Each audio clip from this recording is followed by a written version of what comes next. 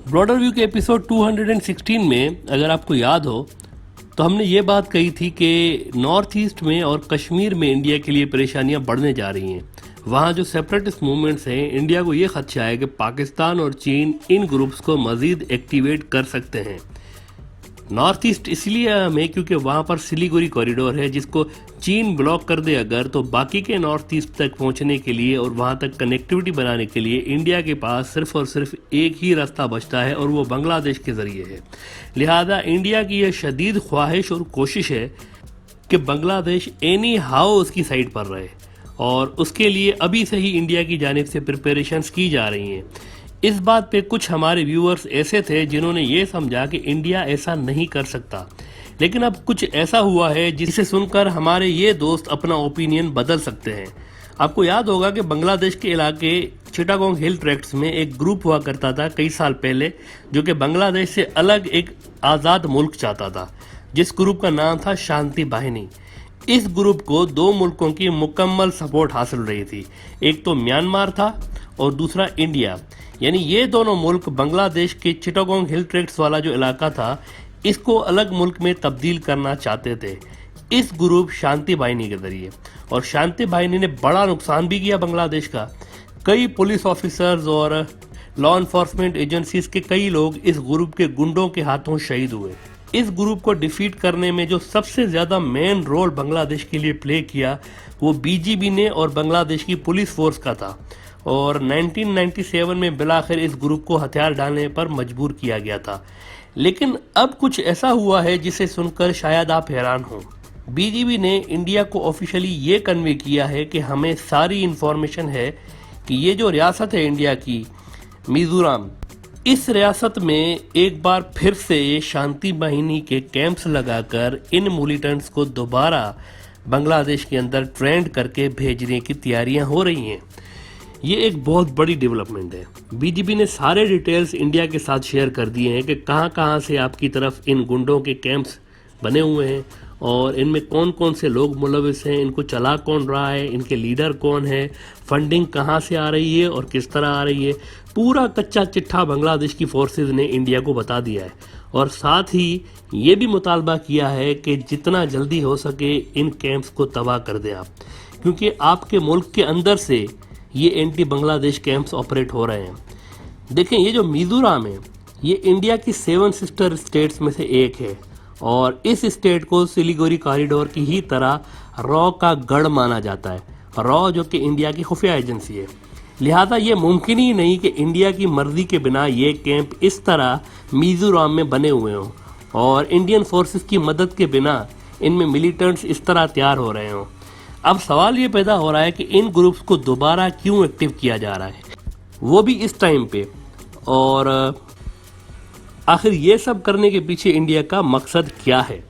तो इसका रीज़न वही है कि जो हमने एपिसोड 216 में बताया था और कई हजरात ने ये आर्गू किया था कि इंडिया इस तरह नहीं कर सकता।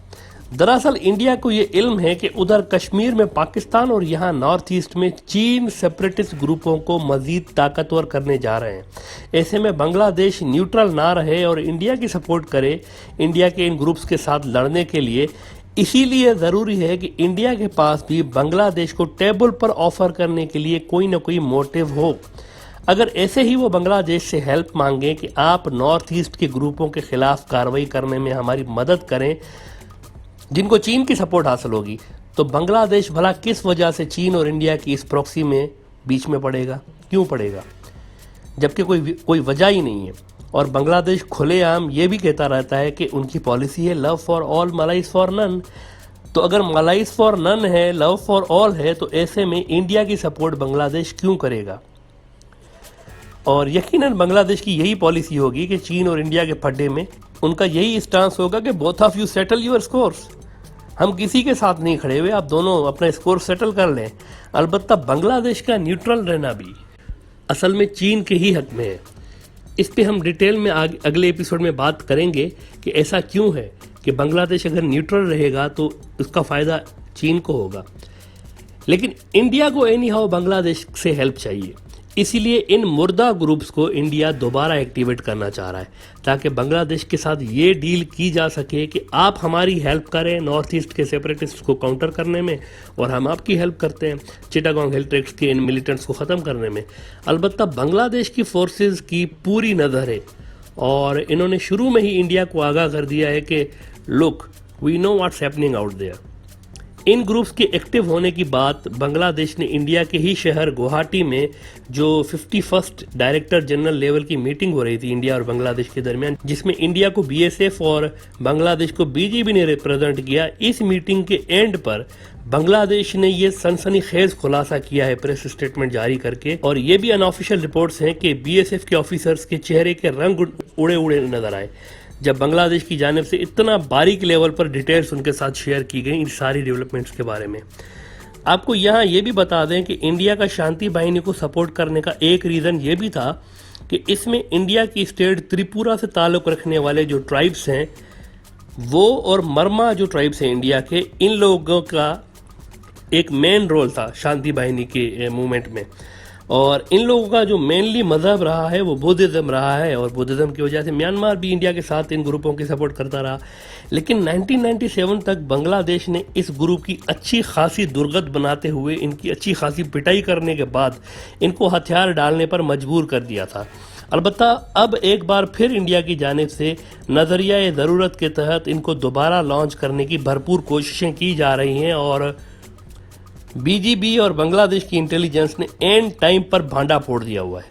मुकम्मल तौर पर एक्सपोज होने के बाद इंडिया की बीएसएफ ने यह कहकर फेस सेविंग की कोशिश की कि हमारी ज़ीरो टॉलरेंस पॉलिसी है टेररिस्ट के खिलाफ।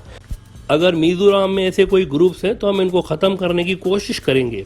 लेकिन देखें असल में होना यह है, अब होगा क्या हम आपको ये भी बता दें। इंडिया की जानिब से ये चीज़ देखी जाएगी कि आखिर बांग्लादेश को इतना बारीक लेवल पर जाकर किस तरह इल्म हुआ है इन सारी बातों का, और इस पहलू को भी देखा जाएगा कि क्या पाकिस्तान या चीन की जानिब से कोई इंटेलिजेंस शेयरिंग तो नहीं हुई बांग्लादेश के साथ इस सिलसिले में, यानी उन लोगों की इंटेलिजेंस ने तो नहीं ये सारी चीज़ें शेयर की बांग्लादेश के खिलाफ। लेकिन ये अहम बात नहीं है। अहम बात यह है कि बांग्लादेश को पता चल चुका है और ये कैंप्स किसी और मुकाम पे अब मुंतकिल करने की कोशिशें की जाएंगी इंडिया की जानिब से। लेकिन अब ये चीज़ देखें रिकॉर्ड पर आ चुकी है, और अगर शांति बाहिनी की जानिब से कोई एक भी हरकत की गई बांग्लादेश के अंदर तो इंडिया और बांग्लादेश के रिलेशंस बहुत ज़्यादा ख़राब हो सकते हैं, क्योंकि इस वक्त शांति बाहिनी की एक एक चीज़ को बांग्लादेश मॉनिटर कर रहा है। मिजोरम में क्या हो रहा है, और आपको ये भी बता दें कि सिर्फ मिजोरम ही नहीं, जहाँ जहाँ पर ये कैंप्स बने हुए हैं बांग्लादेश को पूरा इल्म है। इन्होंने मिजोरम की डिटेल्स इसलिए शेयर की है क्योंकि इसको गढ़ बनाया गया था, यहाँ पर सबसे ज़्यादा एक्टिविटीज़ हो रही थी, इसलिए बांग्लादेश ने मिजोरम वाली डिटेल्स अभी शेयर करना बेहतर समझा। वरना उनके पास सारी इन्फॉर्मेशन इस चीज़ की यकीनन मौजूद होगी कि कहाँ कहाँ पर किस जगह पर ये कैंप्स चल रहे हैं इंडिया की जानिब से। बहरहाल अब सारी चीज़ें क्लियर होने के बाद इंडिया के लिए भी ये बहुत मुश्किल होगा कि वो शांति बाहिनी को दोबारा फ्रीली लॉन्च कर सके।